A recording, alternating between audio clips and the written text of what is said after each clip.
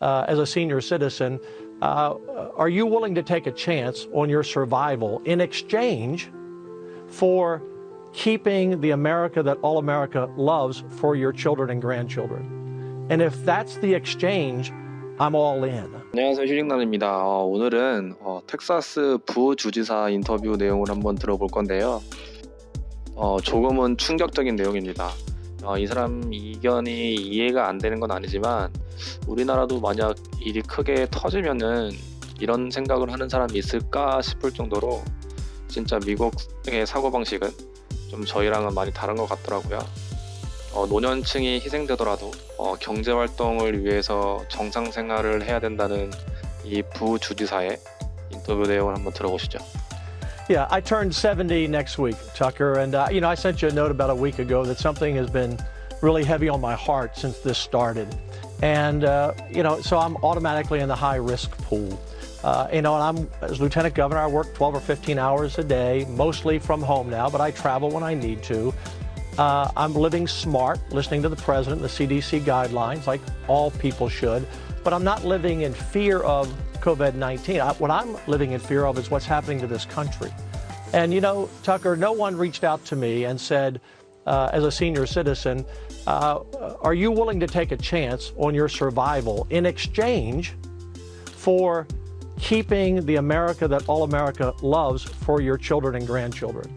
And if that's the exchange, I'm all in.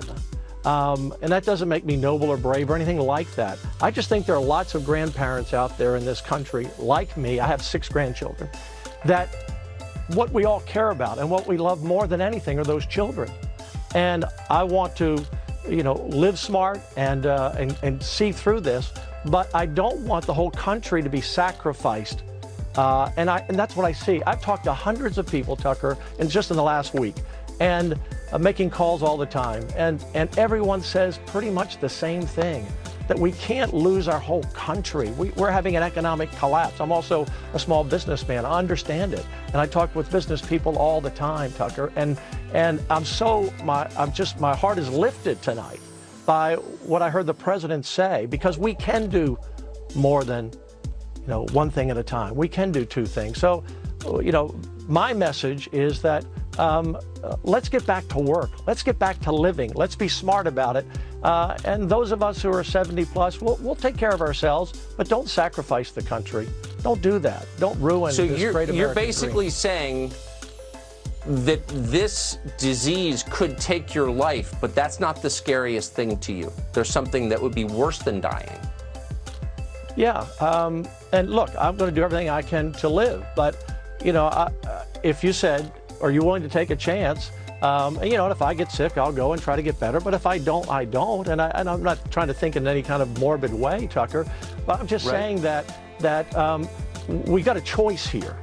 And we're going to be in a total collapse, recession, depression, collapse in our society. If this goes on another several months, there won't be any jobs to come back to for many people. So I'm going to be smart. I think all of my fellow grandparents out there are going to be smart. We all want to live. We want to live with our grandchildren as long as we can. But the point is, our biggest gift we give to our country and our children and our grandchildren is the legacy of our country.